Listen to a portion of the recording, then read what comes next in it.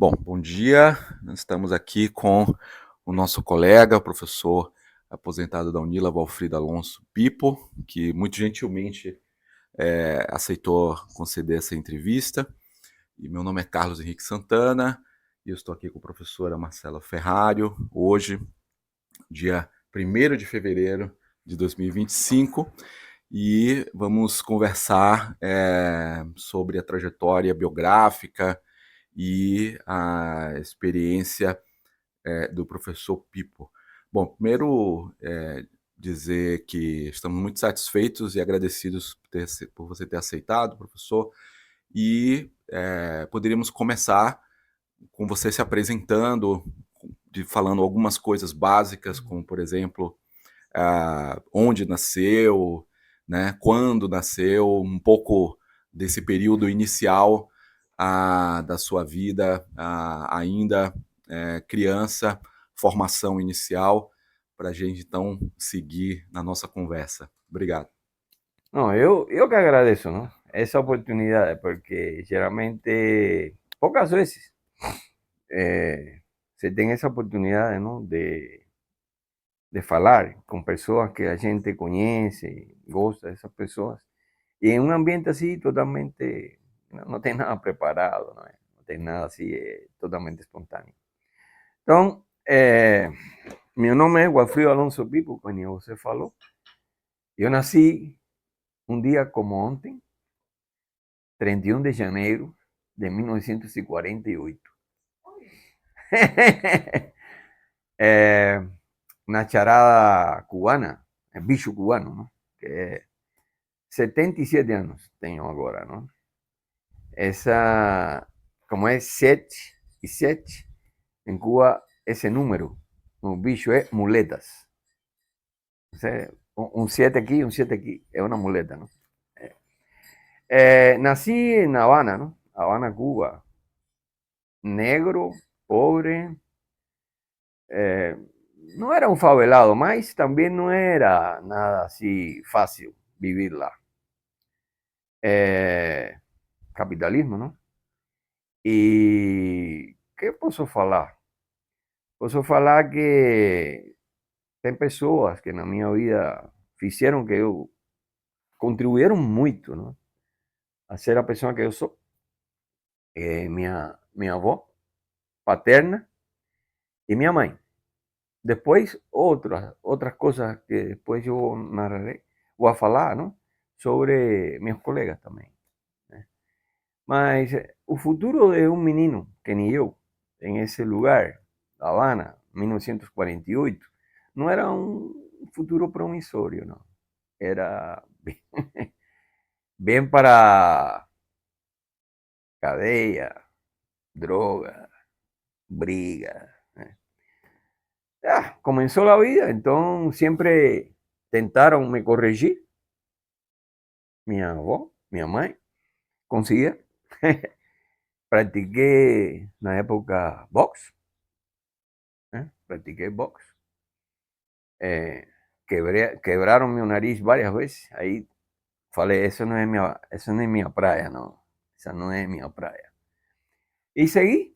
Llegó la revolución cubana, ¿no? Porque, va, contacto a eso fue lo que aconteció. Mi mamá no tenía dinheiro. Meu pai não foi um pai presente na minha vida. Mesmo que não foi também. Ele me ensinou algumas coisas. Né?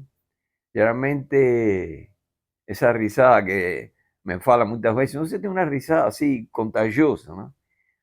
É meu pai. Meu pai era assim, cara muito assim. E ele, na época, eu, minha mãe me falou que ela não tinha dinheiro para continuar a bancar meus estudios cuando yo tenía 12 años. Y que en casa siempre yo tenía un prato de comida y un teito. Fuera de eso, todo era se vira, ¿eh? O sea, se vira. Y yo me viré. Tuve suerte, porque en la época llegó la Revolución Cubana, ¿no? En 1959, yo tenía 11 años, más o menos, es por ahí. Y de ahí para frente, ¿qué aconteció? Bom, tuve una campaña que se llamaba campaña, en la época, campaña de alfabetización. Y en esa campaña de alfabetización yo tenía 12 años y yo fui embora de mi casa. Y en la época todo el mundo quería ser, ¿sabe? Parecido a Fidel Castro. Todos queríamos ser barbudos. Yo no tenía, claro que no tenía barba, ¿no? Pero todo el mundo quería ser barbudo. Tenía esa historia, ¿no? Entonces yo fui y pegué. Yo tenía posibilidades de ficar más perto de Habana, porque nunca habían salido de Habana. Nunca. No sabía ni qué cosa era otro lugar. Eh, y ahí yo fui para Varadero, que era una cosa de lujo en la época. Fue una concentración para dar un curso a la gente, cómo era alfabetizar. Hicieron también unos libros para la gente. Pasé la tipo un mes, con 12 años. Yo leía bien, ¿no? Yo, matemática también era bueno. Y ahí yo fui para Sierra Maestra. Yo quería ver dónde es que. Yo fui al lugar más longe que tenía lá. Y yo fiqué lá un año. Yo no sabía qué cosa, cómo era que crecía, por ejemplo, una bobra o prácticamente eso, un ñame. No sabía cómo era. Yo comía, pero yo no sabía. Ahí fue que sube, ¿no? Y cuando yo volteé de eso, que ahí va, ya estoy entrando en cómo va a ser mi vida profesional de ahí para frente. Yo tuve varias opciones, pero yo quería ser piloto. Olha ahí, quería ser piloto. Yo tenía unos, en la época, hoy yo uso lentes de contacto, pero en la época yo usaba unos óculos que era un fondo de una garrafa, ¿entendeu? Y claro, yo no fui piloto. Yo estaba frustrado. No, yo quería ser piloto y piloto. Piloto y piloto. Y ahí entonces, ¿qué aconteció? Ahí un cara, que siempre tenía alguien bom, me vio y falou, no, mas no fique así. Vamos. Y él inteligentemente me llevó a, a donde estaban los aviones. Y abrió y yo vi sistemas. Pues la primera vez yo vi un sistema na asa de un avión de guerra, porque no era un avión normal, era un jato. Era, en la época, ese fue un MiG-15, MiG-15, es bello, pero era un jato y yo vi tanta, así, ¿sabe? Tanto fío, tanta, así, tanta cosa. Era complicado que lo entender. Y eso llamó mucho mi atención. Yo quería saber qué cosa era aquello. Y ahí entonces yo entré como mecánico de aviación. ¿Cómo? Toda mi trayectoria fue marcada por un confronto entre Cuba y Estados Unidos. ¿Qué me tocó hacer? Me tocó hacer lo siguiente.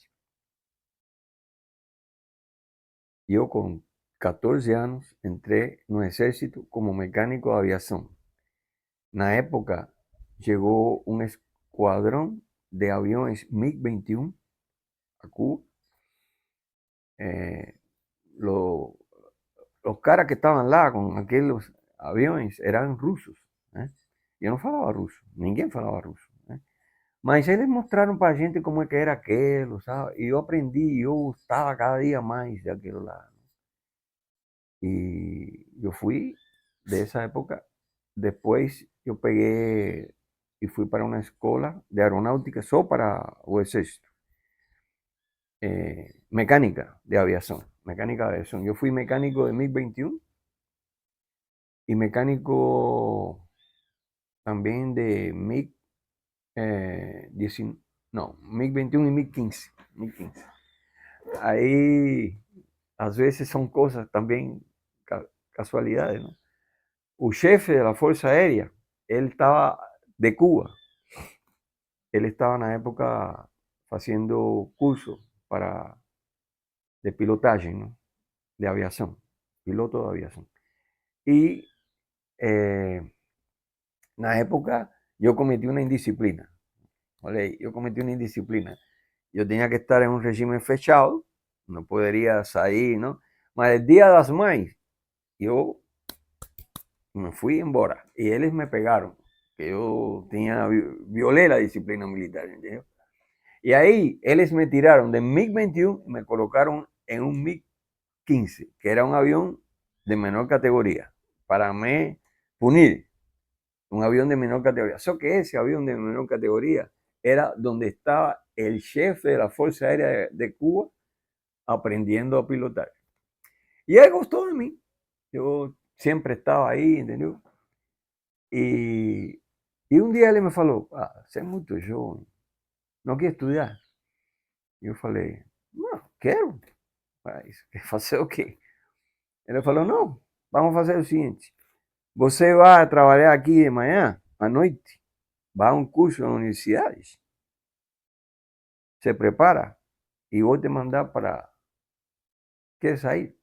Oh, vá para a Rússia, quer ir? Eu falei, quero, quero. Eu, acabou. Mas esse foi. Passei lá, depois fizeram um exame, eu passei e eu fui para a Rússia. Tinha na época 16 anos. Eu não fui muito tempo criança, em verdade. Em que ano isso aconteceu, Pepo? Que eu fui para a Rússia Isso, quando. 1964. Olha, mas não foi muito tempo depois da Revolução, já em 64. 64, eu fui para a Rússia. Aí cheguei na Rússia e estive um ano em uma coisa que se chama curso preparatório, não? Era um curso onde era idioma ruso, matemática, física, química, biología. Un año. Y en 1965 ya entré a estudiar ingeniería, ¿no? Increíble. Fue una experiencia excelente. Una época, no solo porque aprendí, yo estaba en una universidad militar, ¿eh? Donde era, bueno, en ruso, pero en portugués sería así, Escuela Superior de Artillería y Misiles. Mariscal Soviético Soyuza, Mariscal de la Unión Soviética, Voronov, era así. Y yo estudié entonces electromecánica, ingeniería electromecánica. Yo terminé, hice la graduación en 1970. Y en la época fui en Cuba, de 1964 a 1970, fui en Cuba 3 veces, cada 2 años, digamos.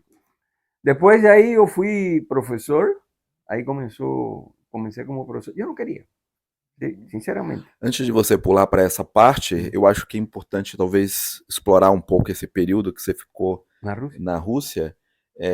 Você estudou nessa escola militar e morou onde? Onde você morava e como é que era a rotina, enfim, no país? Olha, na União Soviética. Era a claro, União Soviética, sim, a União Soviética. Bom, o que eu posso te falar? Minhas vivências de Rússia, eu era jovem, não? Acabava de abrir os olhos assim para o mundo. Meus colegas eram, eu era o cara mais jovem dessa turma. Fomos 33 pessoas a estudar e eu tinha 16 anos, era mais jovem de todos. Y en verdad se formaron 27 en esa turma, de 33, 27. Lo que yo puedo hablar es, primero, las aulas, los profesores, excelencia pura. Tomara, y yo voy a hablar, tomara, porque aquí no Brasil tem, ya vi lugares de esa excelencia, mas tem muchos que no son así, excelentes.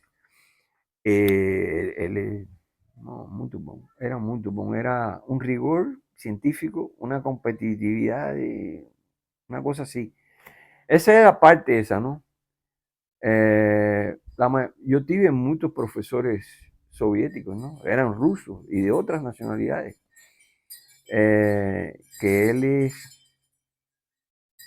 eran personas que tinham formado parte do exército soviético lutando contra los alemanes. Mas nunca, claro que esa historia, ¿no? De la guerra con Alemania, pero nunca fueron gente que nunca tuvieron odio, sí, sabe, contra los alemanes. En la época que yo estudié en ese lugar, la tenía alemanes, polacos, checoslovacos, húngaros, mongoles, vietnamitas, argelinos, sirios, cubanos, ¿no? Todo lo que usted estaba lá. ¿Y dónde yo moraba? Moraba dentro de la propia institución. Era un área inmensa. Estaba rodeada así de, yo lembro, una floresta muy bonita, ¿no? Bueno, imagina, 8 meses con nieve, ¿no? Era para mí una cosa así. La nieve iba a ser aburrida, ¿sabes? Aborrecida también. Y un momento de, cuando estaba perto de mayo, por ahí, antes, ay, eso ya, você está doido. Y yo lembro exactamente que a veces estaba todo así, todas las plantas estaban así feas, ¿sabes? Muertas, todo muerto. Você deitaba. Y cuando acordaba de mañana, todo verde, ¡puf! Era un blossom en inglés, ¿no? Así, ¡puf! Los días, ¿no? Y cosa interesante. Y otra cosa, esas lembranzas siempre van a estar en mi corazón de agradecimiento. Podrán falar tudo, pero yo nunca voy a tirar eso porque sería injusto. Y otra cosa, usted salía para Rúa, ¿eh? Nunca yo sentí, bueno, la Preto, en ese lugar, una ciudad que se llamaba Penza, era bien fechada, 600 kilómetros de Moscú, más o menos la misma latitud, más o menos la misma latitud. Era una ciudad industrial y la gente enamoró, la gente, nada, ese tipo de cosas que fala, ¿no? Era una ciudad, claro, evidentemente yo vi, ¿eh? Porque yo llegué lá, en 45 fue el final de la guerra, ¿no? Y la gente llegó en 64. Bueno, yo vi cómo iban reconstruyendo todo eso. Esa ciudad no fue bombardeada, él estaba prácticamente, no fue, pero yo vi la reconstrucción y el espíritu de él. El pueblo ruso no es un pueblo ruin, es un pueblo alegre, cariñoso, acogedor. Las rusas, increíbles, lindas, todas. Un pueblo ruso es un pueblo que es que ni un brasilero, aunque ni un pueblo cubano, es un pueblo así, ¿sabes? Abierto. Para que no, no, ellos no son fríos, no es por ahí, ellos son muy bons. Pelo menos esa es la historia. Yo caminé mucho en la Rusia también, ¿no? Por ejemplo, yo con mucha dor en el corazón escucho falar esas cosas hoy, guerra Ucrania y Rusia, ¿no? Y en verdad es una cosa así, una locura, porque en la época yo fiz prácticas de producción en Kiev, yo fiz prácticas de producción en Kharkov, yo conocí Crimea, Simferópol, Sebastopol, ¿eh?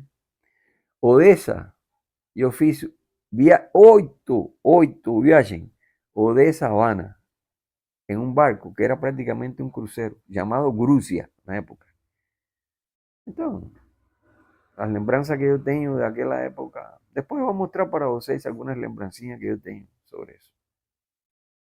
Es lo que yo tengo que hablar.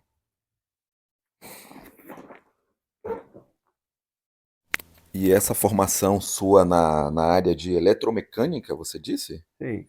Já, Pero já, Gira era una electromecánica girada todo para dirección de misiles, hum, dirección de fuego de artillería, uhum, ese uhum, tipo de cosas.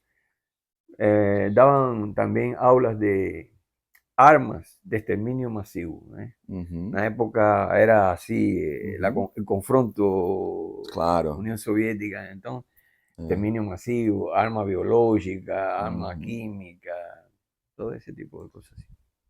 Não, então assim, você, eu diria que no contexto internacional você estava, digamos assim, num centro intelectual avançado dentro da União Soviética, à medida em que, digamos assim, provavelmente devia ser um centro de formação com maior número de estímulos que o país podia oferecer, né, em termos de qualidade, de investimento, Sim, etc.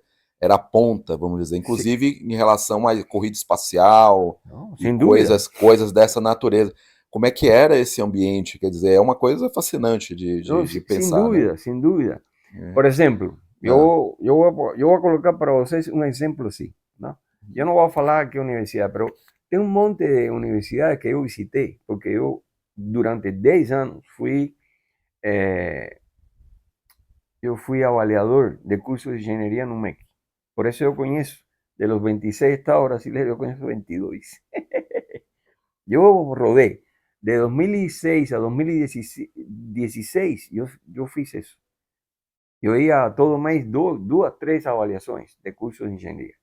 Entonces, por ejemplo, eh, imagina un laboratorio de radioelectrónica o de ciencias de la computación, porque en la época era incipiente, ¿no? Eran circuitos analógicos ainda, no era microchip que ni hoy, ¿no? Pero interesante que cada alumno tenía un lugar para trabajar. O sea, no era así, un colocaba un tipo, los aparelhos para hacer mediciones y llegaba un grupo de alumnos, 3, 4, 6 alumnos, como ya he tengo visto. ¿Eh? Y entonces uno está practicando y los otros están oleando. No, la era cada uno. Yo lembro que profesor de radioelectrónica, ¿cuál fue? Cuando él falou, usted está aprobado. Él me dio una placa y yo fiz esa placa para hacer para hacer un radio que tenía que pegar FM y AM. Tenía que pegar FM y AM. Una placa y los componentes. ¿Qué componentes tenía de más o de menos? Entonces você no sabía. Y sabe que usted tenía que ir al laboratorio. No tiempo que no estaba haciendo la aula de laboratorio. Usted tenía que ir lá a montar ese radio. Y cuando el radio falaba en las dos bandas de frecuencia, es que usted estaba aprobado. Si no, no estaba aprobado. Evidentemente eso aquí, infelizmente, pero yo no vi, bueno, yo vi eso pero aquí no es común, aquí no es común. Bom, então, o que mais te posso falar? Tem outra parte, não? Que já quando eu fui a fazer doutorado, eu voltei para Cuba, ministrei aula durante 5 anos na Universidade Militar, e eu voltei para uma que ainda é de maior rango que essa que eu estudei. Essa, Academia de Artilleria Kalinin, em São Petersburgo. Eu estudei lá 4 anos, né? E aí eu fiz uma coisa que se chama candidatura, porque eso es más o menos que ni un estrado, pero los rusos llaman doctor, candidato a doctor en ciencias técnicas. Ellos llaman toda esa ingeniería PhD, PhD, eso. Y no, era, en eso, eles têm, e muito. Na época, hoje eu suponho que deben mantener ese estándar o tal vez mudaron las cosas lá. Pero yo acredito que eles tienen un nivel científico técnico muy bom. Siempre tiveram. Sí. então, quando você voltou depois dessa formação nos anos 60 para Cuba, você estava dizendo que passou a ser professor em Sí. Cuba, né? Como é que foi essa fase depois? Ah, eu quis fazer a mesma coisa, o mesmo rigor, não? Sim. Mas não tinha tantas condições como eu tinha lá. Então tivemos que começar a fazer coisas. yo lembro que los propios profesores ya pegaban y arrumaban a aula, ¿sabes? Y teníamos que hacer los móviles para hacer cosas. Era así, apasionado también, ¿no? Apasionante eso. Era, no pensábamos en la época que el mundo iba a mudar, ¿eh? Iba a mudar, que esa era una etapa, ¿no? Y que era así. Ese sono, esa utopía alimentó mucho esa fuerza, ¿no? No es que la gente no se divertía, claro, nos divertíamos, pero trabajábamos mucho, ¿eh? Y yo volteé, fui 5 años eso. Después, Cuba no tenía en la época una posgraduación, ¿eh? Y entonces una posgraduación en esa área militar era prácticamente impensable. Y ahí yo fui de nuevo, yo fui para San Petersburgo, Leningrado en una época, ¿no? Y ahí estuve 4 años también. Volté de nuevo para Cuba, ahí de nuevo, ahí fui jefe de departamento. Cuando volté, ya era jefe de departamento. En un departamento que era de eso, de instrumentación, optoelectrónica y sistemas de dirección. Eso. Esse período dos anos 70 foi um período dentro da universidade cubana que recebeu muitos estudantes, pesquisadores de outros países También. da América Latina, de outros países que consideravam-se aliados a Cuba. Esse universo acadêmico dentro das universidades tinha essa diversidade de nacionalidades também em Cuba. Como é que era esse universo na universidade em Cuba? No era tan así, tenía, Tinha? pero no. Las universidades militares cubanas, sí, yo lembro, más bien era así tipo una delegación. Yo lembro que en algún momento yo recibí delegaciones de Perú, lembro que fueron lá. En la época que estaba Velasco Alvarado, tenía un presidente peruano que estaba lá, yo recibí. Eh, vieron, vieron gente de Vietnam también. En la época estaba aquel problema de confronto con Vietnam. Y yo lembro que un colega nuestro, que no era de mis especialidades, pero teníamos estudiado en Rusia en diferentes, él tuvo una idea que contribuyó bastante a hacer la famosa estrada Ho Chi Minh. Yo lembro de eso. Ho Chi Minh era una estrada entre Hanoi y para tomar eh, ¿cómo es Hanoi era la capital de Vietnam y Usu era, la ciudad era Seúl, no, Seúl es Corea, ¿no? Seúl es Corea. Entonces era Hanoi, no lembro ahora cómo era el sur porque Hanoi es la capital de Vietnam hoy. Entonces tenía una estrada para hacer la guerra, lá, ¿no? Y eso era constantemente bombardeado por los americanos. Y ahí entonces, ¿cómo?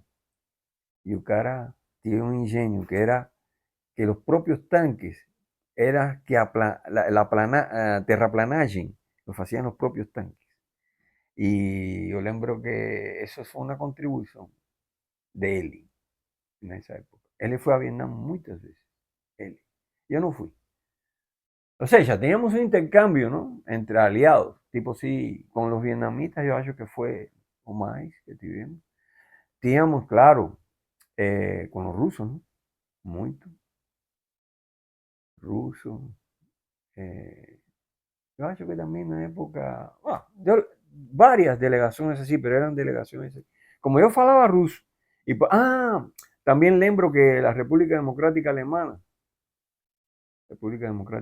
veio una delegación y entre, todos falaban ruso, Y fue interesante porque después yo fui lá y visité Berlín, Potsdam, visité varios lugares lá en Alemania democrática. Dresden, tenía así, yo lembro de la cerveza alemana, decíamos así, era como tipo una caverna, ¿no? Y lá embaixo tinha, no sé, 20 tipos de cerveza.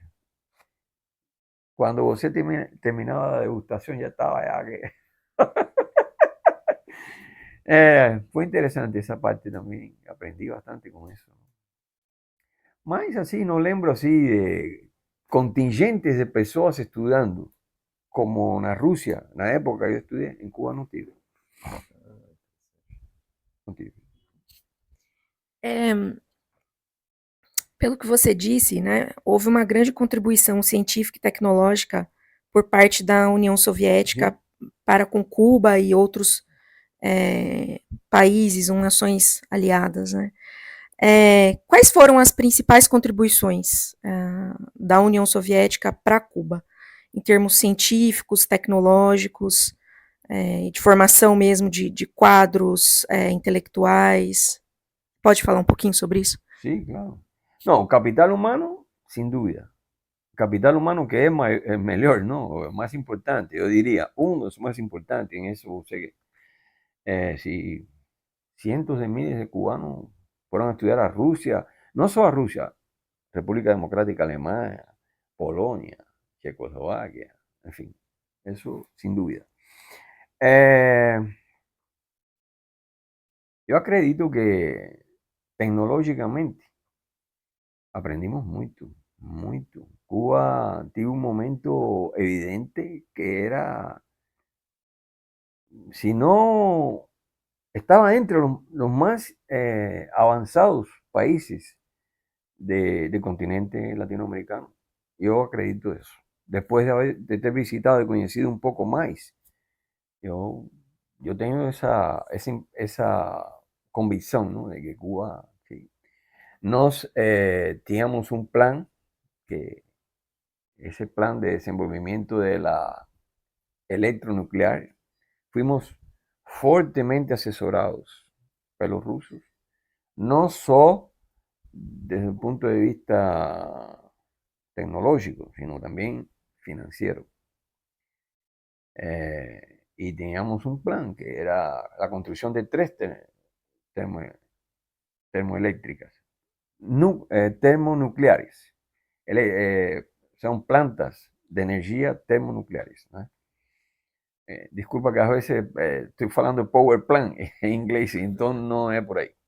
Eran plantas termoeléctricas, pero baseadas en energía nuclear, electronucleares.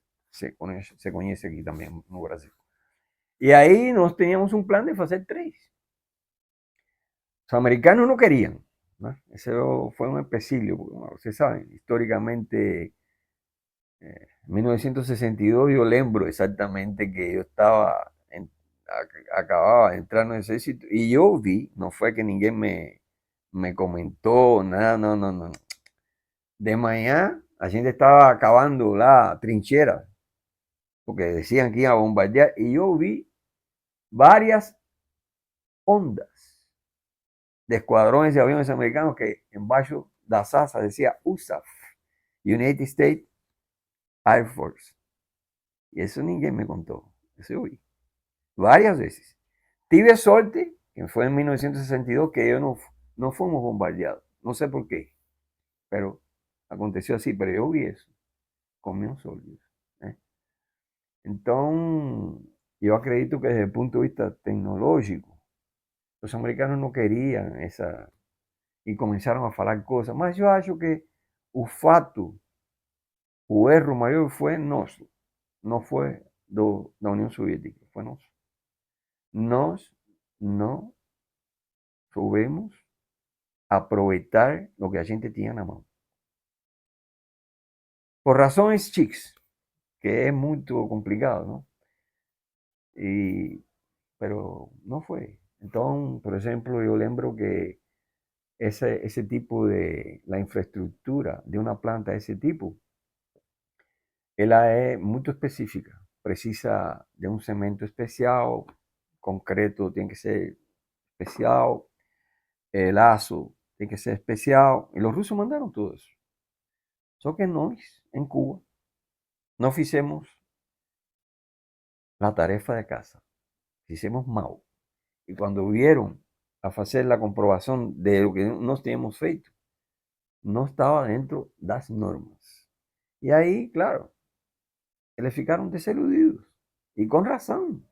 Então eu não posso culpar los soviéticos de que eles abandonaron Cuba. No, para nada. Eles dieron todo lo que tenían. Mesmo sacrificando parte de bienestar de seu povo. Porque los rusos no vivían, ¿sabe? En la época que yo estoy falando.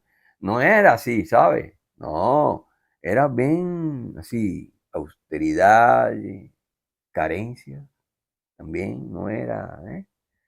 Hoje não, hoje eu vejo alguns vídeos que eu recebo de lá, eu vejo que eles progrediram muito.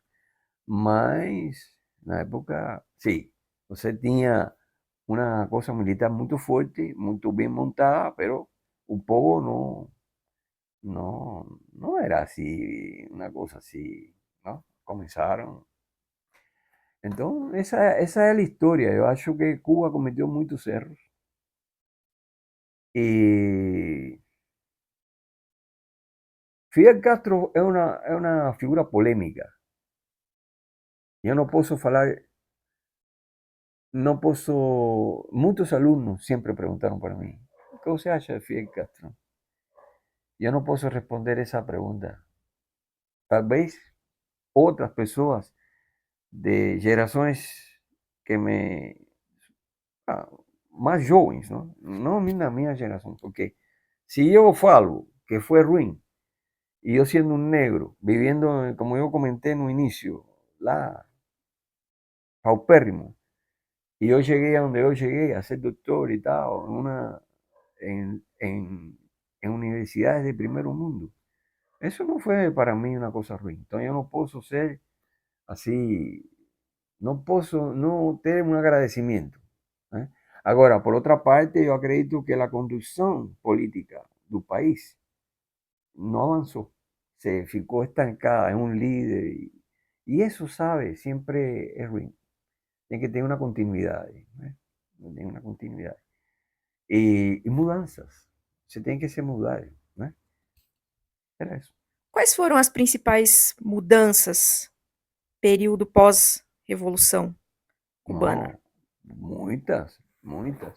Primeiro, o acesso gratuito à educação, o acesso totalmente gratuito à saúde. Não é qualquer coisa, não. Trasplante de coração, trasplante de rim, não paga nada, ninguém. Em Cuba se fez uma coisa que se chamava reforma habitacional. En español es de otra manera, reforma habitacional. Entonces cada cubano podría pagar y ser dono de su casa. En Cuba el número de personas que tienen casa propia es muy alto comparado con otros lugares del mundo. Claro, esas casas hoy están totalmente en un estado muy ruin, ¿no? La infraestructura, porque no tiene manutención, no tiene. Ahora, evidentemente fue eso. O camponês cubano, ele sentiu também que um apoio, de algum jeito, né? Um apoio, o filho foi estudar na universidade, né? Não, foi bom, essa parte foi boa. Mas depois se fecharam, depois tive já outras coisas, não? Corrupção também. A corrupção, tive corrupção. Uma curiosidade, seguindo nessa trilha que você mencionou, é a educação básica em Cuba, né? Em particular, algumas áreas que são áreas correlatas à sua formação, como físico, engenheiro, enfim, que são as disciplinas das áreas de ciências que a gente chama aqui de duras, né? Da matemática, da física, Exato. da química, ciências exatas, né?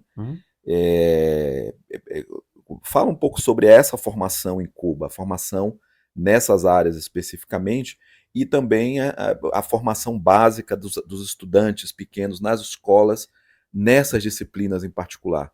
Eu digo isso porque, recentemente, a gente tem lido no Brasil notícias sobre o desinteresse dos estudantes brasileiros nos cursos de engenharia, e muitos, nessas matérias que têm saído, dizem que isso se deve à baixa qualidade do ensino das disciplinas de exatas nas escolas.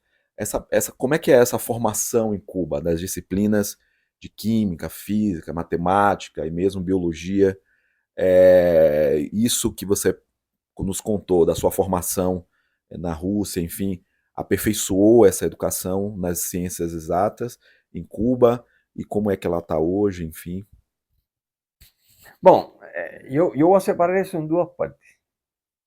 Voy a separar eso en dos partes porque si, si junta eso no vamos a entender, por lo menos en mi visión, no vamos a entender qué es lo que está aconteciendo.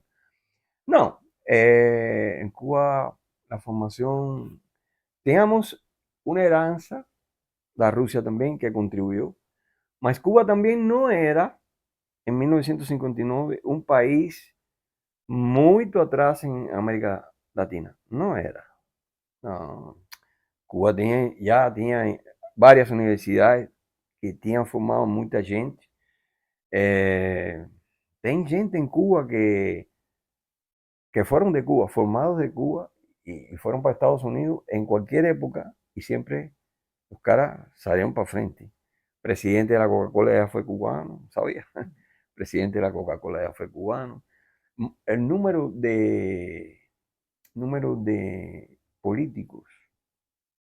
Cuba es un país pequeño, pero el número de políticos en el Congreso norteamericano, la mayor representatividad es cubana. El secretario de Estado, bueno, para bien o para mal, ¿no? Pero estoy hablando de una parte de esa historia, ¿no? Es decir, que él no estudió en Cuba, el rubio ese que está ahora, ¿no? Mas los pais de él sí, ¿no? Nós temos uma influência muito grande na música. Né? Por exemplo, você talvez escutando falar de Rubén Blades. Rubén Blades é filho de descendiente de cubano e outros. ¿No? E evidentemente foi boa. Ou seja, se sumou a uma característica que já existia, que era uma característica de empreendedorismo cubano. Dentro de los latinoamericanos, siempre el cubano se distinguió por ser un cara procurando emprender alguna cosa, un empresario, una cosa así. Y se sumó a eso el rigor científico ruso. Eso.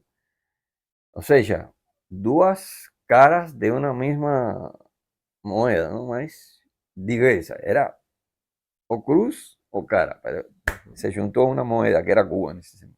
Esa es mi visión, ¿no? Para hacer, porque podemos teorizar y eso, pero es así más o menos. Ahora, y eso yo acredito que la educación en Cuba está muy bien. Nós temos muita gente que ganhou prêmios. Nós temos gente trabalhando na NASA. Não é agora. Um tempão. Sí, programas. Nós temos um cara que eu lembro que, eu não lembro o nome dele agora, pero ele fez um livro de álgebra que é famoso. Mario, não lembro agora o sobrenome dele. E ele era assessor da NASA. O sea, eso está. Agora, tem outra parte da pergunta que você fez que é desinteresse. El desinteresse de los meninos aquí no Brasil. Você me preguntou pelas ciências exactas, ciências duras. Ahora, yo tengo un punto de vista un poco diferente de esa versión. Yo acredito, yo no tengo suficiente bagaje de conocimiento para dar una explicación de una cosa que yo veo que está aconteciendo y no hoy, agora está acelerado. Yo acredito que nós estamos en una curva, estábamos en una curva, pero que estamos perto, yo no sé dónde estamos. Yo no sé si estamos perto de un punto de inflexión, que o va para cima, es un punto donde esa línea, o ella va para cima o va para abajo, pero va a ser un punto que no va a ser lo que era. No sé si ustedes entendieron lo que yo estoy hablando. O sea, las cosas van a mudar a un punto donde o vamos a decaer, yo soy optimista, yo acredito que vamos para cima, ¿no? Pero hay un punto de inflexión. Puede ser que sea para retroceder o para avanzar, pero no vamos a ficar en eso, en ese punto. O sea, nós temos hoje un cúmulo de conhecimentos que ultrapassou a possibilidade de formar pessoas. A ver se eu me explico o que quero falar. Esse cúmulo de conhecimento que a gente tem ultrapassou, por exemplo, a gente entra na escola quando tem 5 anos, né? E vai sair formado, bueno, si con sorte, a los 22, 20 anos por aí, não? 15 anos para se formar assim, não?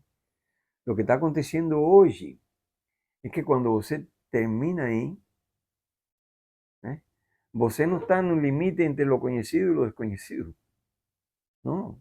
É que lo desconhecido todo dia va siendo maior que lo conhecido.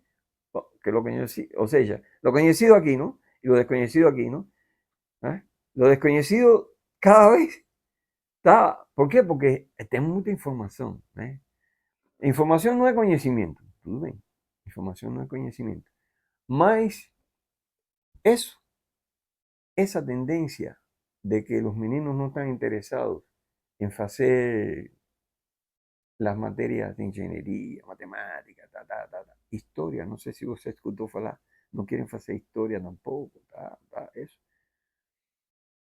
Yo acredito que eso es mundial, porque la humanidad está en un punto de inflexión. Tal vez ya ultrapasamos ese punto de inflexión. Yo también no voy a me arriscar a hablar de que tal vez ya estamos en la inflexión, ya la curva está mudó. Mas yo sé que eso no. Porque, ¿qué es lo que está aconteciendo hoy? Lo que se premia para você vivir, porque evidentemente se habla de inteligencia artificial, ¿no? Yo uso la inteligencia artificial, y no ahora. Não, eu uso. Mas só um parênteses, acho interessante isso que você está dizendo, mas parece que os asiáticos não estão seguindo por essa rota, né? Não. Se a gente pegar os números de engenheiros formados na China, na Coreia, etc., eles continuam, não é, crescendo, né? Por quê? Porque evidentemente, es que es complicado falar esas cosas. Estamos hablando de un tema que es extremadamente complexo, donde hay muchas cosas, ¿no? ¿Por qué lá? Porque ellos están siendo premiados. ¿Por qué? Porque organizaron las sociedades China y Vietnam, que son los mejores ejemplos de eso. Ellos hicieron un capitalismo, pegaron lo mejor del capitalismo, que es todo ese problema empresarial, la contabilidad. Ellos tienen una cultura de trabajo, porque eso es innegable. Los chinos también no son personas que ni, por ejemplo, você va a Estados Unidos, porque Europa no tanto, pero en Estados Unidos, o cara quiere tener un carrón, duano mejor, o sea, las aspiraciones de ellos. Es otra cultura, no es un problema que ellos sean ruins, no, es un problema cultural. No, los chineses tienen, no los chineses, los asiáticos en general, porque son povos que tuvieron que vivir mucha gente en un mismo territorio, y eso es una competencia muy alta, y ellos fueron aperfeccionándose. Porque no tienen cómo, tienen que ser eficientes en casi todo. Y entonces ellos consiguieron hacer un estado que, bueno, si yo no estoy mal, si yo lembro, si no estoy enganado, cuando yo estudié materialismo dialéctico y materialismo histórico en Rusia, en la Unión Soviética, Eso se llamaba capitalismo de Estado, lo que los chineses tienen hoy, capitalismo de Estado. Pero a ese Estado, inteligentemente, les colocaron un núcleo, vamos a llamar partido, lo que organizó esas sociedades. Y estimula eso. O cara se siente estimulado a continuar de ese jeito. Aquí, en Occidente, o en la parte occidental del mundo, que es muy influente, que tiene mucho dinero, o cara, ¿qué manda eso? No es un núcleo que está interesado en desenvolver el país, es un núcleo de empresarios que quieren cada vez lucrar más. Que quieren cada vez lucrar más. Entonces, evidentemente, no existe un plano para tirar gente a la pobreza de ese lado. No están ni ahí. No. Elon Musk, recientemente, no sé si ustedes escucharon, él faló que él iba a instaurar, porque él sabe que va a haber mucha gente sin empleo, que él iba a instaurar un salario mínimo para todo el mundo. Entonces, ¿qué estímulo tiene un cara? Él sabe, él va a aprovechar solo un pequeño número de personas que va a estimular en esa condición y están premiando ¿qué? Habilidades. Ellos no están interesados si usted como ser humano tiene otras preocupaciones. Las emociones, para él, usted no es nada. Él no interesa si usted, no, le interesa que usted tenga habilidades de calcular mejor o más rápido, hacer eso y lo otro. No dudo, él está, pero por eso es que está aconteciendo eso en Norteamérica, porque nós estamos siguiendo un modelo errado. Eu queria aproveitar que você comentou que até antes de entrar na Unila, você participava das comissões de avaliação dos cursos de Sí, engenharia. sí, Então você tem uma visão, digamos assim, não só privilegiada porque participou de algumas dessas avaliações, mas também porque teve uma experiência externa ao próprio Brasil. Então eu queria que você falasse um pouco sobre os cursos de engenharia no Brasil a partir dessa experiência. Qual é a sua leitura? Se eles estão, digamos assim, que são equiparáveis ou pelo menos conseguem suprir em termos de qualidade as necessidades, digamos, de uma boa formação. wow. Como é que você vê, a partir dessa experiência, os cursos do Brasil? Eu vou falar o que eu vejo, o que eu vejo. Tá bom. Aqui no Brasil tem um pequeno grupo forte, inteligente, inovador, de primera línea, pero es pequeño, que está así, haciendo ingeniería. Que está haciendo ingeniería. El resto, la mayoría, está brincando a ser ingeniero.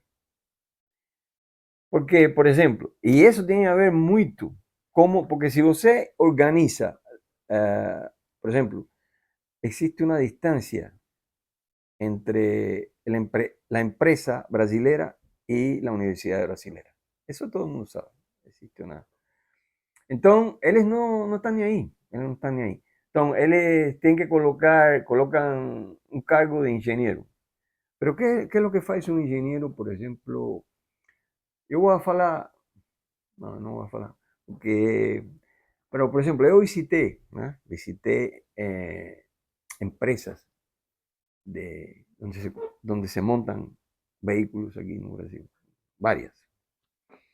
Y cuando yo preguntaba, ¿no? ¿Por qué? Porque los niños estaban haciendo el estágio lá, ¿eh? El estágio lá. Y cuando yo pregunté, bueno, ¿qué você faz? El menino no hacía proyectos, ni siquiera participaba, ¿no? No. Él era simplemente quien llevaba la contabilidad del stock. Él tenía que conocer todos los códigos, porque él es ingeniero, ¿no? Los códigos, para qué sirven, tal vez cuál debe ser sustituido uno por otro. Bueno, no se está haciendo ingeniería, no se está haciendo. Las empresas, prácticamente existe unánimemente una renuncia a tener, yo estoy hablando de grandes empresas, no es cualquier cosa, grandes empresas, ya prácticamente tive una época en que tuvieron núcleos de pesquisa dentro de la empresa para resolver esos problemas. Eso, ¿Por qué dejaron para atrás? Porque eso tiene un costo. Y la pesquisa es cara. Y a veces es a fondo perdido. Você no gana. ¿No? Entonces es un problema. Ese es un problema. Y ese modelo, infelizmente, es el modelo que no tenemos. Que tienen que mudar las cosas urgentemente. Pero no piense usted que eso aquí, no Brasil, no. En Estados Unidos también están fugiendo de eso. Vienen los indianos. Los indianos tienen mucha gente. Pero los indianos llegan a ocupar o vácuo que dejó ¿quién? Un americano, que no quiere hacer más eso. Porque él está en otra. Hay que ser gran empresario, quiere otra cosa. ¿No? Entonces, esa es una diferencia, sí, es una diferencia. Y ese punto de inflexión en estas nuestras sociedades no es un problema brasileño, es un problema mucho más profundo. Es un problema que yo estoy haciendo mis observaciones, lo que yo veo. Yo no tengo suficiente conocimiento y sería prácticamente, voy a hablar así, una cosa fuera de lugar. Yo hacer no un pronóstico, sino hacer un diagnóstico de eso. No puedo. Yo puedo hacer un diagnóstico energético de cualquier cosa. Eso yo sé. Ahora, hacer un diagnóstico de lo que está aconteciendo en esa ahora yo veo. Eso que está ahí es un proyecto, ¿no? Un proyecto. ¿Eh? Ese proyecto es un proyecto de utilizar en el lago Itaipú. Voy a botar, el lago Itaipú tiene 1.375 kilómetros cuadrados. No tem ainda en ese lago Itaipú, no tem una embarcación movida a energía solar. Faz 11 años que yo comencé a hacer un proyecto para eso. Pero como el proyecto salió de UNILA, nunca Itaipú. ¿Puedo hablar esas cosas aquí? Itaipú nunca se interesó por eso. Ahora recientemente veo que quieren hacer una embarcación de hidrogênio.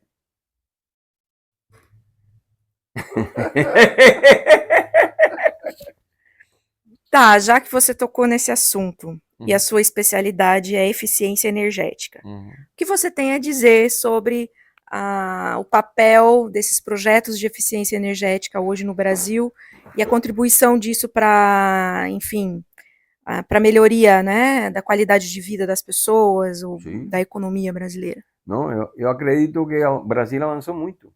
Brasil, por estranho que pareça, não? Brasil é um exemplo.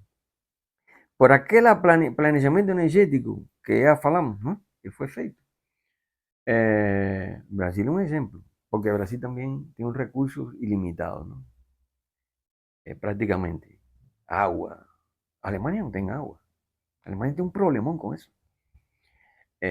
Então, evidentemente, sí, yo acredito que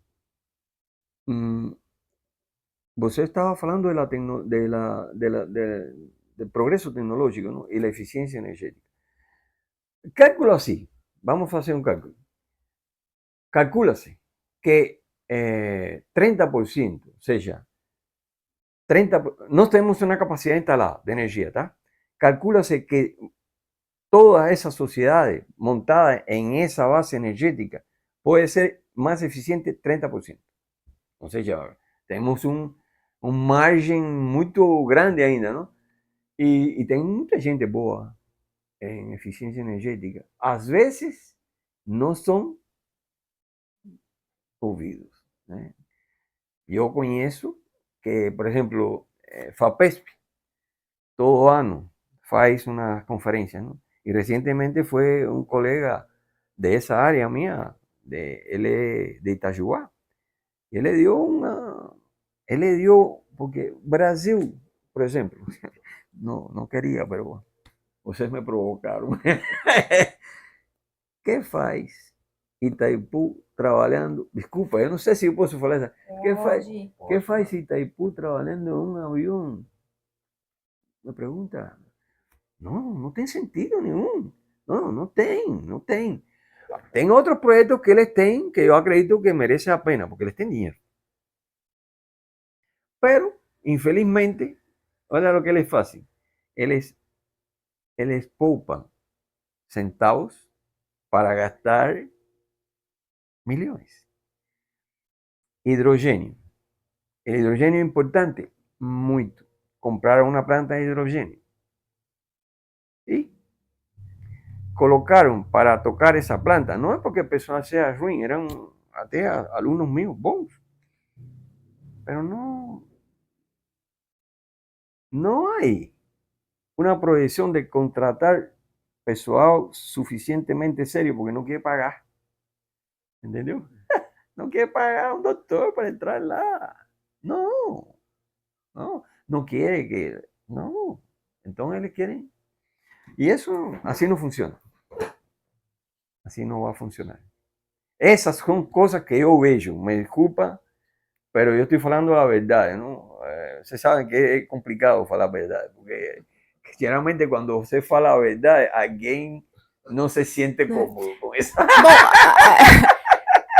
Pipo, você disse que uma coisa interessante, uma informação, eu não sabia disso, é que, considerando a capacidade instalada que nós temos hoje de produção de energia no Brasil, há margem. Um espaço para crescimento ainda de mais 30% sobre aquilo que nós temos atualmente. Não, entendo assim. Por exemplo, a população brasileira vai seguir aumentando, não? E nós vamos a ter que aumentar a quantidade de energia, a capacidade de energia vai ter que aumentar. Não vamos aumentar, simplesmente com eficiência energética nós podemos até 30% oferecer crescer. Ah, entendi. Com eficiência energética, oferecer mais 30% daquilo que nós oferecemos hoje. Exatamente.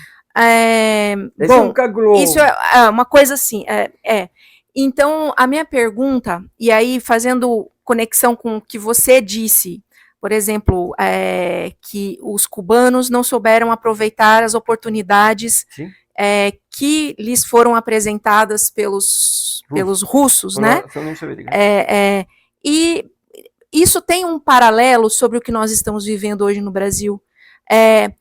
Esses recursos excedentes de Itaipu e outros recursos excedentes oriundos dessa questão da energia, nós não estamos sabendo aproveitar isso de uma forma eficiente para um projeto de longo prazo, né?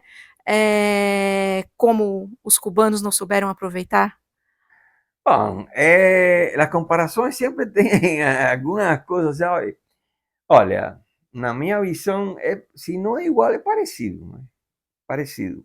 Porque eu acredito assim, Itaipu, bom, eu tiro o chapéu e eu sinto, em geral, pelo Brasil, minha família é brasileira, não? Eu vou morrer aqui. Então, às vezes eu falo assim, não, será que... Hoje mesmo, depois que falei essas coisas com você, eu falei, bom, será que eu errei falando isso, não? Mas eu me sinto assim também, sabe?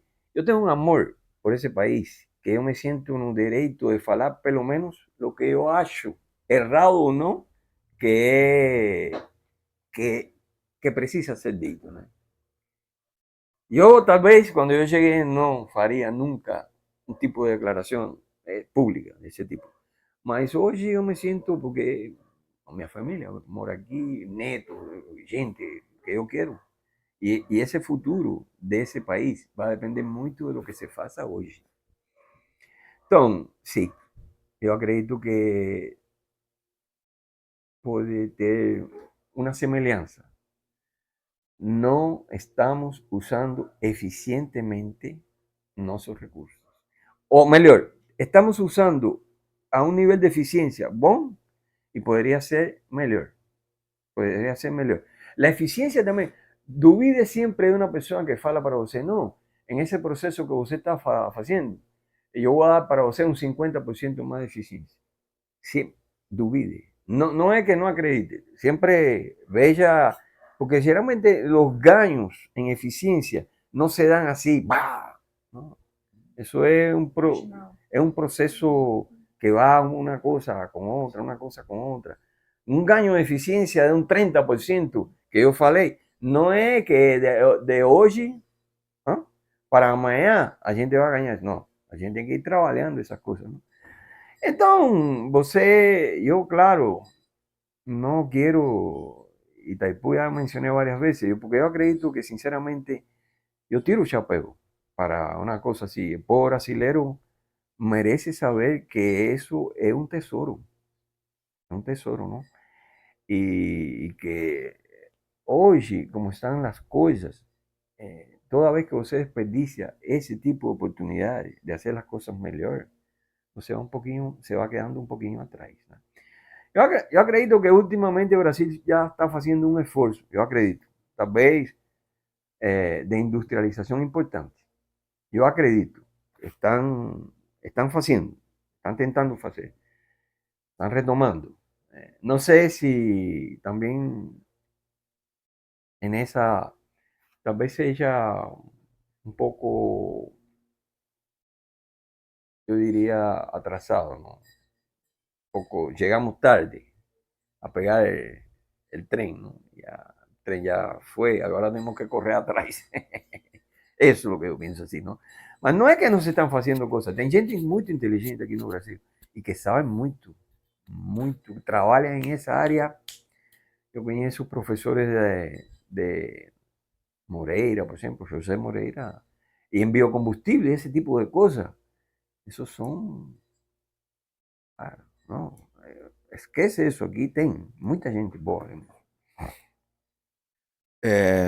Aproveitar e falar um pouco sobre a sua chegada na Unila.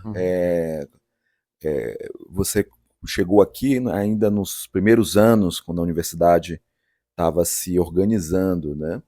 Eu queria que você falasse um pouco desses seus primeiros anos na universidade, como foram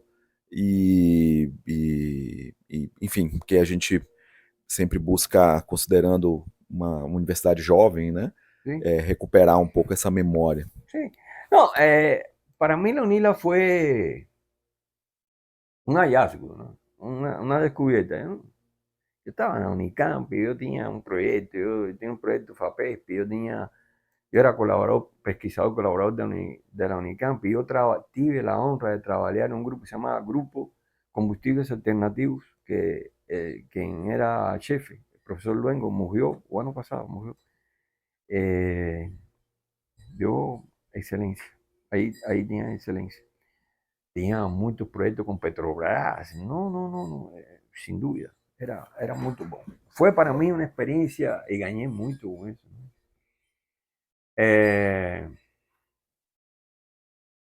En Italia yo trabajé también en eso, prácticamente tuve oportunidad de trabajar en ese tipo de...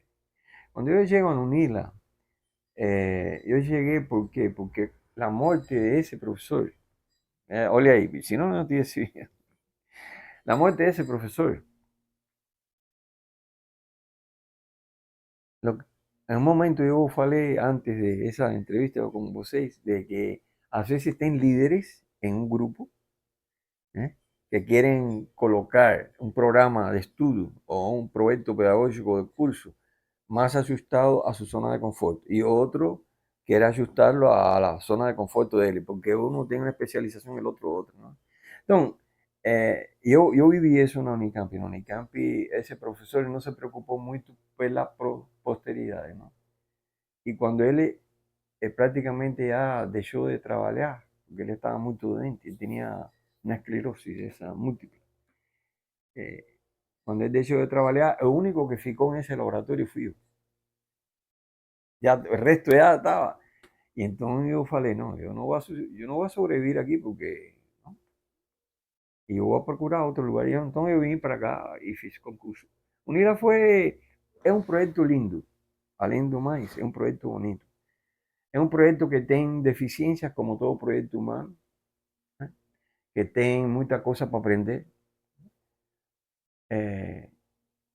Y que tal vez la propia vida, ¿no? Solo que yo tengo esa amenaza que yo falé anteriormente de lo que está aconteciendo. ¿Será? Yo me pregunto muchas veces si será que ese sistema que nos tenemos de educación ya se esgotó. ¿Será que ya no debe ser así como la gente siempre planteó? Ensino elemental, fundamental, intermediario, ta. ¿Será que ya no es más así? ¿Será que el menino usted tiene que desde el inicio preparar él para determinadas cosas, un momento determinado? No sé, yo estoy también desorientado, no tengo. Y entonces yo acredito que la UNILA, tal vez, una de las cosas que yo veo que fue muy bom el proyecto, muy bom. Yo hasta hoy pienso que fue una idea avanzada, ¿no? Una idea avanzada, esa integración, la posición geográfica de UNILA, muchas cosas buenas. Agora, eu acredito que também a UNILA vai ter um tempo de se aperfeiçoar, não? Vai ter, pero também não pode correr risco de deixar isso muito para trás. Porque, por exemplo, vocês sabem, quando tivemos a UNILA foi um projeto que começou com o presidente Lula. Cuando llegó otro gobierno, quiso borrar, apagar todo lo que hizo Lula para tentar demostrar que aquello no sirve. En general, contra todas las universidades, más o menos fue así. Él no sé por qué existió y existe entre él una tendencia siempre a ese pessoal, lo único que hace es adoctrinamiento político. No es adoctrinamiento político, es simplemente la verdad. Entonces, eso ya atrasó un poco, ¿no? Atrasó un poco. Fecharon puertas. La dirección de Itaipú fechó totalmente. Y por ahí, cosas de ese tipo, ¿no? Que la cooperación debería ser muy fuerte. ¿No? Él tiene una cooperación con la Unión Este un poco mejor que la NOSA con, o sea, Itaipú con... sí, tiene una cooperación con la Unión Este un poco mejor, pero no, ni va a pensar que es mucho más. Ni va a pensar que es mucho más. Es una conveniencia más o menos ahí. Y yo acredito que la UNILA, toda que yo possa hacer para ayudar, mesmo que yo esté ya aposentado, para ayudar a la UNILA, todo el que toque en mi puerta para me preguntar una cosa de lo que yo sé, o de cómo yo acredito que podría ser, yo siempre lo voy a hacer. Porque es una universidad también que me acogió, me dio un espacio, me dio la oportunidad de crecer profesionalmente. Yo tenía un crecimiento profesional, pero evidentemente me dio esa oportunidad. Yo tuve alumnos. Yo tengo alumnos. Me convidaron ahora y yo estaba para Estados Unidos y no conseguí. Yo tengo alumnos que él ganó. Él está en el centro de materiales más importante que estén lá en Florida ahora, en los Estados Unidos. Otros que ganaron otras bolsas, ¿no? Nos tenemos alumnos de curso que ganaron bolsa en Canadá. Tenemos una alumna que es peruana, que no fue solo alumna mía, estoy hablando del curso, no su curso, y ella está en Perú, en una termoeléctrica. Está tocando aquello lá, ¿entendeu? Yo tengo un alumno que recientemente estamos intentando hacer una publicación, que él es un empresario de São Paulo que se dedica a hacer parques solares, o sea, áreas donde usted, ¿entiende? Grandes parques, grandes áreas de energía solar. O sea, no fue también, yo me siento compensado en cierto sentido, porque yo veo que el esfuerzo de la primera turma, de esa primera turma, ya dio alguna cosa. Dio alguna cosa. Alguna cosa la gente sembró en esos meninos. Entonces, no yo. Estoy hablando en general. Sembramos alguna cosa que eles consiguieron. Es claro que la familia sembró, la semente mayor fue la familia de él, ¿no? Pero la gente conformó de una idea, ¿no? Y es por eso que yo estaba hablando. Todos mis colegas de UNILA, de energía, saben que yo quería un barco solar. Sonho ainda com isso. E agora eu escuto essa notícia aqui. Eu falo, não, falei, não sei, eu não sei quantas vezes sobre isso eu falei em Itaipu. Mas a vida é isso. Ah, muito bom. Aproveitar o gancho, né, da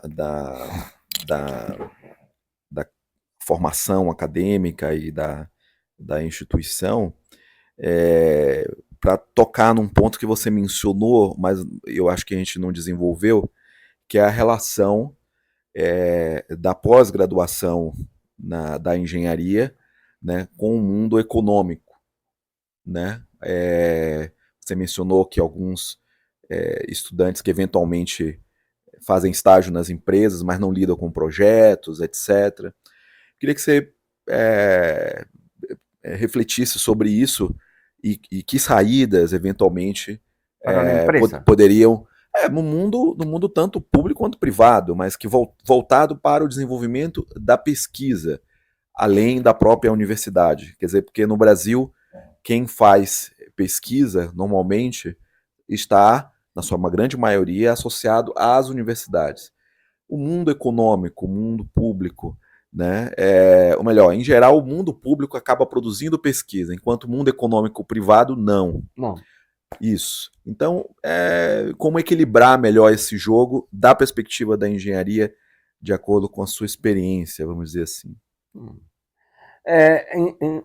Na parte, o que eu acredito é los melhores nisso agora são chineses, indianos, vietnamitas, lá naquela parte lá, eu acredito que são os que melhor fizeram isso. Agora, nessa parte do mundo que a gente mora, eu vejo claramente, dois jeitos de fazer isso. Um jeito é o jeito americano e outro jeito é o jeito alemão. Os alemães, praticamente toda essa condução da relação empresa-universidade é costeada pelo Estado. Os alemães em isso são assim. Os americanos não. Os americanos, ¿qué les hicieron? Eles prácticamente, las empresas tienen intereses que son, no sé, de nivel de Estado. Y una empresa declara que ella va a trabajar en eso. Cuando ella declara que va a trabajar en eso, ella junta un cierto número de profesores, ella, la universidad. Y ahí los americanos entran con dinero a NASA, con dinero de aquí, de allá, del Estado. Pero se la dan ese dinero para las universidades. Y con resultados. Yo quiero tal cosa. La NASA fala, no, yo quiero tal cosa. Y yo quiero tal cosa. Y yo quiero entrar, el trozo espacial tiene que ser así. Eu quero pesquisa isso aí. Então, ou seja, Brasil, eu acredito que depende, não? Porque agora a própria situação, a própria situação de essa inflexão de que eu estou falando, já agora o cenário é um pouco mais nebuloso, não? O que temos que fazer primeiro? Primeiro fazer uma reforma total del ensino y colocar el ensino donde tiene que estar para satisfacer chicas necesidades de la sociedad, o ¿qué tenemos que hacer primero? Colocar las sociedades un poco más inclinadas para eso. Yo no sé cómo hacer eso. Si yo subiese, tal vez yo no estuviese aquí. ¿Entendeu? Mas eu vejo o problema existe, o problema é real, é um problema real. E cada vez que o Brasil fique essa separação, que o mundo acadêmico não tenha um papel importante na resolução dos problemas, tanto técnicos como da sociedade em geral, isso, mais tempo nisso é pior para nós. Mais tempo, e nós temos que correr, porque está viendo muita coisa por aí, não? inteligência artificial e coisas desse tipo. Eu queria voltar para o início da nossa conversa e voltar a falar sobre Cuba, mas Cuba pós-Fidel. Uhum. Eu não sei se você costuma voltar a visitar nos últimos 20 anos, Eu visitei. visitou, enfim. Eu queria que você falasse um pouco sobre Cuba pós-Fidel e, em particular, enfim, os dilemas, enfim, de energéticos, dilemas, enfim, de inserção de Cuba. Como é que você tem observado as tendências recentes? Sim. Bom, a conversa começou porque cometimos muitos erros, não? Eu falei de la parte que mais eu conheço, que foi la electricidad, la electronuclear, ¿no? Las electros nucleares. Mas cometimos outros. Eu lembro de, nós em Cuba, tínhamos uma vaquinha chamada vaquinha crioula. Era uma vaquinha pequenininha, né? E ela dava, quanto? Não, 6, 8 litros por dia de leite. Aí Fidel chegou, viu que Dubosan, um professor francês, tinha feito uma liga lá, Holstein e tal. E ele trouxe essa ideia. A ideia era boa, só que existe uma diferença entre o clima de Francia y el clima de Cuba. Y eso fue desconsiderado. Y finalmente la vaquilla, no, ella prácticamente desapareció porque como era la economía centralizada, todo fue colocado para el nuevo plano que era desenvolver la vaca F1. Y ahí Cuba entonces dejó de tener un leite. Tenía poco leite, tenía leite, pero ya no tenía más la vaquilla criolla, la vaquilla cubana, no, era otra. Entonces, ese es otro error, ¿no? Un error. Y entonces, después que murió Fidel Castro, eh, Fidel Castro, como yo falei también no inicio, ¿no? Él es un cara que yo no puedo falar que fez todo ruim, ¿no? Es complicado falar de Cuba.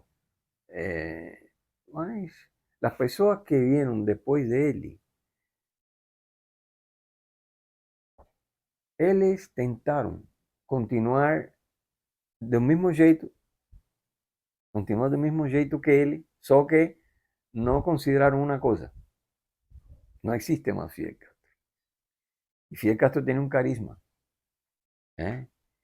E então, esse carisma de todo o povo cubano por Fidel Castro, né? Era, todo mundo ia. E então, o entusiasmo, a esperança de que as coisas iam melhorar.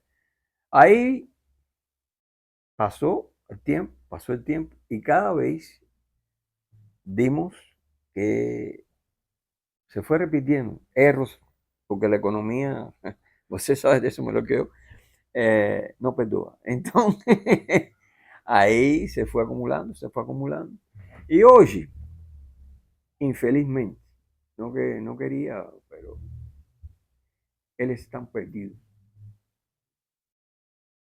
Eles no entendieron que el mundo mudó. Eles están, tal vez en los años 70 por ahí, quieren dirigir el país de ese jeito. Quieren quieren que el pueblo cubano sea un pueblo heroico. No existen pueblos heroicos, existen héroes dentro del pueblo. ¿Pueblos heroicos? No. ¿Por qué pueblos heroicos no? Claro, en la época de guerra, você va a tener más héroes. Entonces, você genéricamente puede hablar que el pueblo es heroico. Pero el pueblo lo que quiere es dar comida para su filho, dar educación para su filho. El pueblo quiere tener la sed, quiere comer bien. Ese es el pueblo.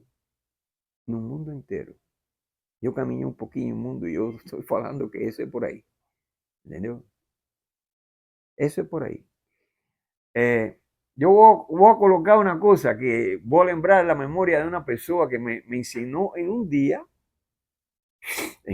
me dio una lección que nunca más esquecí.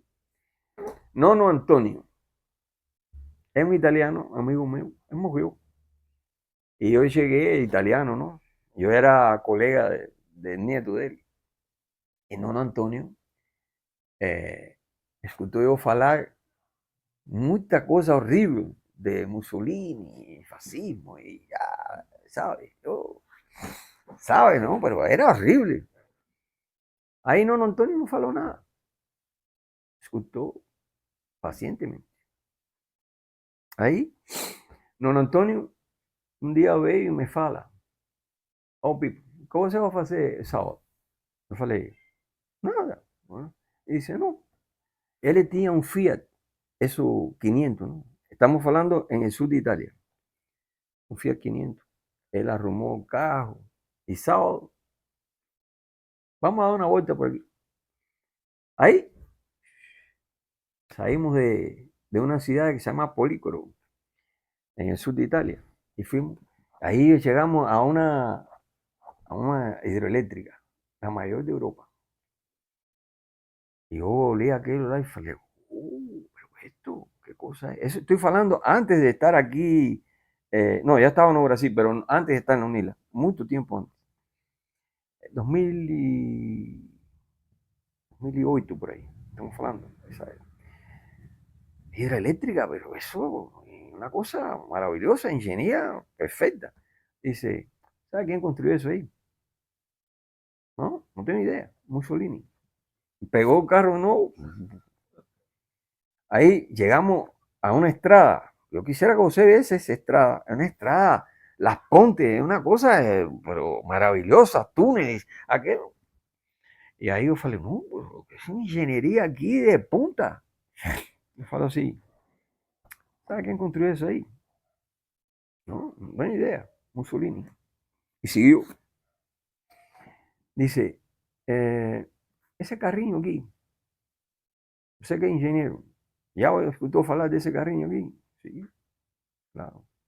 ¿Sabe que esa fábrica es una fábrica de Turino y tal? Sí, sí.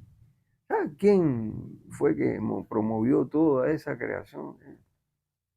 No tengo idea, Mussolini. Y así, ¿sabe?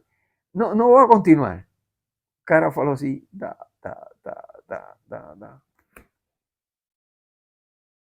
Aí eu falei assim, não, então, todo depende de cuál es su realidad, ¿no es? La realidad de él. Él sabía que Mussolini tenía feito cosas ruins, pero él no podría considerar a Mussolini totalmente tan ruin cuanto yo considere. Y la misma cosa está pasando con Fidel Castro, ¿no? Si me preguntan, usted me preguntó sobre Fidel Castro, la respuesta es más o menos eso, ¿no? Él tiene cosas muy ruins y tiene cosas boas, ¿no? Eso. Bom, Pipo, a gente acho que teve uma conversa maravilhosa, conhecer mais sobre a experiência, sua vida, trajetória. Eu acho que a gente pode encerrar nesse dia belíssimo aqui no condomínio e agradecer bastante pela sua paciência e disposição. É isso. Obrigado. No, yo agradezco a ustedes la oportunidad. Muito obrigado por ter vindo na minha casa. Obrigado. Obrigada.